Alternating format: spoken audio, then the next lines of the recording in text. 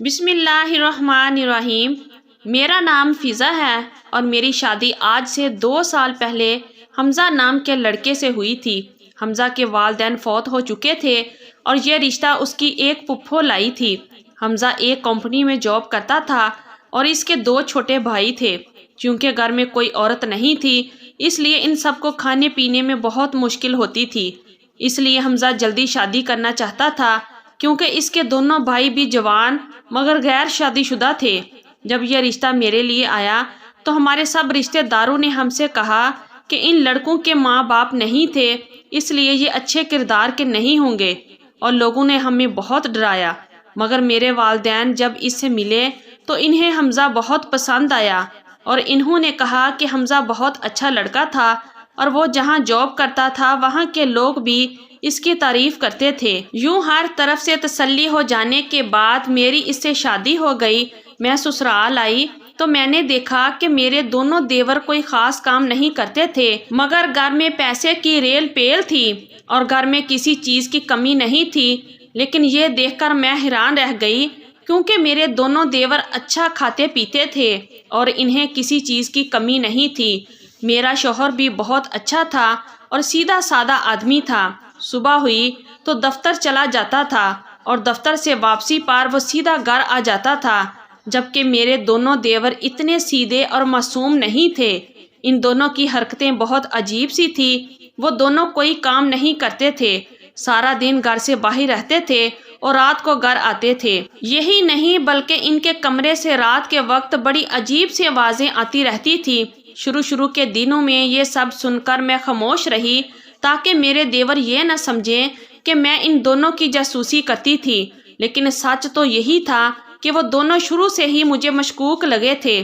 ان دونوں کی حرکتیں مجھے ڈرا رہی تھی کیونکہ وہ دونوں اپنے کمروں کو بھی لاک کر کے رکھتے تھے، بلکہ اکثر تو میں ان کی موجودگی میں کمرے میں جانا چاہتی تو وہ مجھے روک دیتے تھے اور میرے پوچھنے پر کہتے، ارے بھابی تمہیں ہمارے کمرے کی صفائی کرنے کی ضرورت نہیں، تم بس ہمارے بھائی کا خیال رکھا کرو۔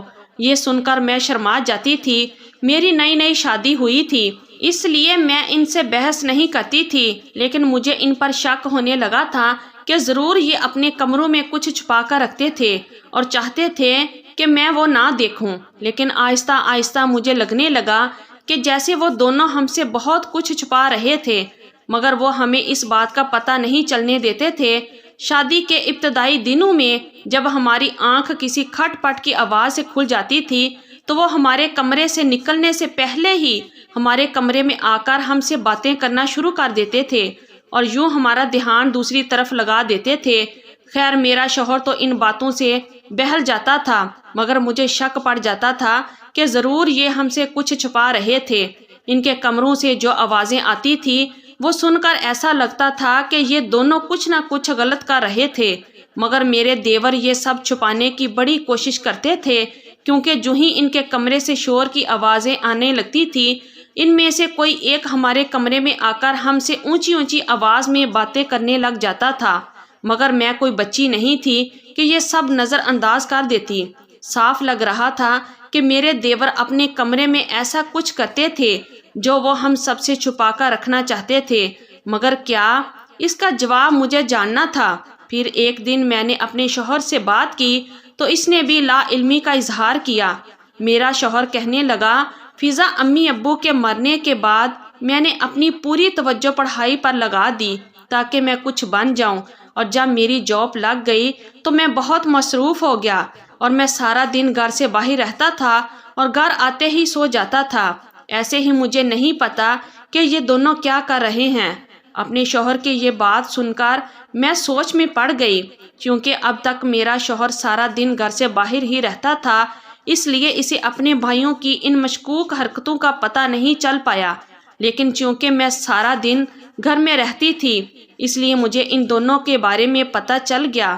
کیونکہ یہ دونوں مجھے اپنے کمروں میں نہیں جانے دیتے تھے، مجھے تو ایسا لگتا تھا کہ جیسے ان کے ساتھ کوئی نہ کوئی لڑکی بھی ہوتی تھی، کیونکہ مجھے اکثر ان کے کمروں سے کسی نہ کسی عورت کی بھی آواز آتی تھی۔ اس لیے میں ڈر گئی کہ کہیں میرے دیور کوئی غلط کام نہ کرتے ہوں۔ ایک دن میں نے اپنے شوہر سے کہا، مجھے تمہارے بھائیوں کی حرکتیں دیکھ کر بہت ڈر لگنے لگا ہے، اس لیے میں یہاں نہیں رہنا چاہتی۔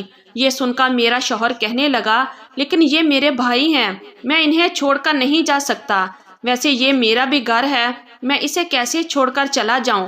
یہ سن کر میرا شوہر سوچ میں پڑ گیا۔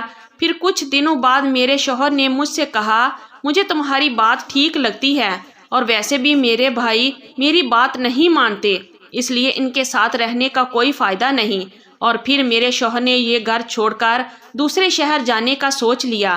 میرا شوہر وہاں جاب تلاش کرنے لگا، اور جو ہی اسے ایک اچھی جاب ملی، اس نے اپنے دونوں بھائیوں کو بتا دیا۔ یہ سن کر میرے دیور حیران رہ گئے اور ہمیں یہ گھر چھوڑ کر جانے سے منع کرنے لگے۔ میرا ایک دیور کہنے لگا، بھابی ہم کوئی غلط کام نہیں کرتے، اس لیے پلیز یہ گھر چھوڑ کر مت جاؤ۔ یہ سن کر میں نے اپنے دیور سے کہا، اچھا اگر تم دونوں کوئی غلط کام نہیں کرتے تو اپنے کمرے لاک کر کے کیوں رکھتے ہو؟ میری بات سن کر میرا دیور کہنے لگا، بھابی وہاں ایسا کچھ نہیں ہے، لیکن چونکہ ہمارے دوست یار آتے رہتے ہیں اس لیے ہم تمہیں کمرے میں نہیں آنے دیتے۔ یہ سن کر میں نے منہ بنا لیا۔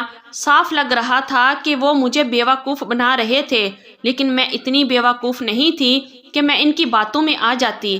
اس لیے میں اپنے شوہر کو لے کر دوسرے شہر آ گئی اور ہم یہاں کرائے کے مکان میں رہنے لگے۔ یہاں آتے ہی میرے شوہر کو اچھی جاب مل گئی۔ شروع میں میرے دونوں دیور ہمیں کال کرتے رہے، مگر میں نے ان سے سیدھے منہ بات تک نہیں کی۔ مجھے یقین تھا کہ دونوں جلد کسی نہ کسی چکر میں ضرور پھنس جائیں گے، اس لیے میں اپنے شوہر کو ان سب سے دور لے آئی تاکہ ان سب میں میرے شوہر کا نام نہ آئے۔ ویسے بھی میرے شوہر کا کوئی قصور نہیں تھا، اس لیے اس بیچارے کو کیوں سزا ملے؟ لیکن یہاں آ کر میرے شوہر کو لگتا تھا کہ اس کے بھائی بیچارے بے قصور تھے اور وہ ایسا ویسا کام نہیں کرتے تھے۔ لیکن میں نے اسے کہا کہ دیکھنا یہ بات بھی ایک نہ ایک دن نکل آئے گی۔ لیکن پھر اس بات کو کئی سال گزر گئے اور ہمیں ان دونوں کی کوئی خیر خبر نہیں ملی، اور میں بھی پرسکون ہو گئی کہ یقیناً یہ دونوں بھی وقت کے ساتھ ساتھ سدھر گئے ہوں گے۔ اور پھر وہی ہوا جیسا میں نے سوچا تھا۔ ایک دن دروازے پر دستک ہوئی۔ یہ شام کا وقت تھا، میرا شوہر بھی گھر پر تھا۔ اس نے دروازہ کھولا تو گھبرا گیا کیونکہ سامنے ہی پولیس کھڑی تھی۔ میرے شوہر نے میری طرف دیکھا اور میرا دل دک سا رہ گیا۔ میرے شوہر نے پولیس سے پوچھا، کیا بات ہے؟ آپ لوگ اس وقت ہمارے دروازے پر کیوں آئے ہیں؟ یہ سن کر وہ کہنے لگے، ہم تم دونوں کو گرفتار کرنے آئے ہیں۔ یہ سن کر میں حیران پریشان رہ گئی کہ ہم نے ایسا کیا کیا ہے جو یہ ہمیں گرفتار کرنے آئے ہیں، لیکن انہوں نے ہماری ایک نہ سنی اور ہمیں پکڑ کر تھانے لے گئے۔ پھر وہ رات تھانے میں گزر گئی۔ صبح ہوئی تو ہمیں پتہ چلا کہ ہمیں اس لیے گرفتار کیا گیا تھا کہ پولیس کو میرے دونوں دیور پر شک تھا کہ وہ نشہ سپلائی کرتے تھے۔ یہ سن کر میں چلانے لگی، ہمارا اس میں کوئی قصور نہیں ہے، ہمیں کیوں پکڑا گیا ہے؟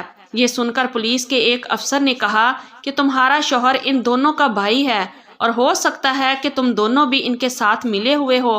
یہ سن کر میں رونے لگی اور میں نے اپنے شوہر سے کہا، میں نے تم سے پہلے ہی کہا تھا کہ تمہارے بھائیوں کی حرکتیں کچھ ٹھیک نہیں اور ہم ان کی وجہ سے پھنس سکتے ہیں۔ یہ سن کر میرے شوہر نے مجھے چپ رہنے کو کہا، مگر پولیس کے افسر نے میری یہ بات سن لی اور وہ کہنے لگا، تم ان دونوں کے بارے میں جو کچھ جانتی ہو وہ سب سچ سچ بتا دو، اگر وہ دونوں پکڑے گئے تو ہم تم دونوں کو چھوڑ دیں گے۔ یہ سن کر میں نے اپنے شوہر سے کہا، پلیز حمزہ تم انہیں سب کچھ سچ بتا دو، ہم کیوں ان دونوں کی وجہ سے جیل جائیں؟ یہ سن کر میرے شوہر نے کہا کہ مجھے ان دونوں کے بارے میں کچھ نہیں پتا، لیکن میں آپ سب لوگوں کو اپنے گھر لے جا سکتا ہوں۔ یہ سن کر پولیس نے ہم دونوں کو اپنی گاڑی میں بٹھایا اور ہم دونوں کو گھر لے آئے۔ ہم نے پولیس کو اپنا گھر دکھایا۔ انہوں نے ہمارے کمرے کی تلاشی لی لیکن انہیں کچھ نہ ملا۔